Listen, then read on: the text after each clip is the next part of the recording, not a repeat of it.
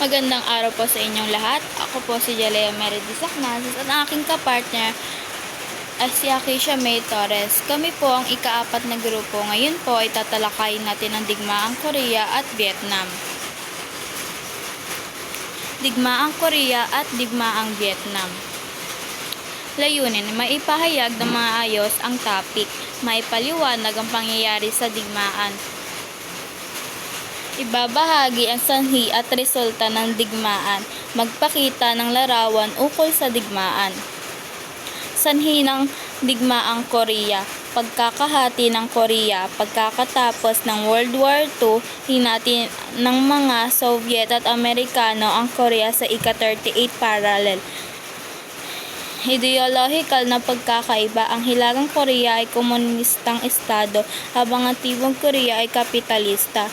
Pagnanais para sa unification, parehong gusto ng Hilaga at Timog ang pagsamahin ang Korea sa ilalim ng kanilang pamahalaan. Suportahan ng mga superpower. Sinusuportahan ng Soviet Union at China ang Hilagang Korea habang sinusuportahan ng Estados Unidos ang Timog Korea. Pag-atake ng Hilagang Korea noong Hunyo 25, 1950, inatake ng Hilagang Korea ang Timog Korea. Resulta ng digmaang Korea, nagtapos sa isang armistice o pansamantalang pagtigil ng laban noong 1953. Hindi nagkaroon ng opisyal na kasunduan sa kapayapaan kaya teknikal na nasa estado ng digmaan pa rin ang dalawang Korea. Napanatili ng 38 parallel bilang hangganan sa pagitan ng Hilagang Korea, Demokratikong Republikang Bayan ng Korea at Timog Korea, Republika ng Korea, malawakang pagkawasak at pagkamatay ng mga sibilyan at sundalo. Sanhi ng digmaang Vietnam.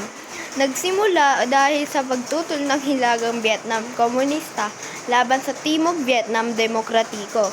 Upang mag-isahin ang bansa sa ilalim ng komunismo, ang Cold War sa pagitan ng US at Soviet Union ay nagpataas ng tensyon.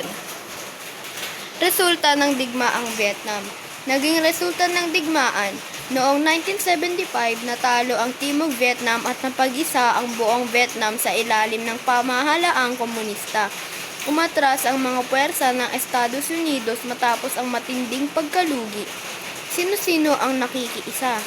Hilagang Vietnam, Soviet Union, China, Timog Vietnam, Estados Unidos, South Korea at iba pang bansang kaalyado. Pagkakatulad ng Korea at Vietnam. Parehong mga digmaan ay bahagi ng mas malawak na Cold War kung saan ang mga komunistang bansa ay nakikipaglaban sa mga dekomunistang bansa. Parehong mga digma ay nagreresulta sa pagkakahati ng bansa sa dalawang magkaibang estado na may magkaibang ideolohiyo. Pamprosesong tanong. Number 1. Magbigay ng sanhi ng digmaang Korea. Number 2. Sino ang tumutol sa Vietnam na naging sanhi ng digmaan?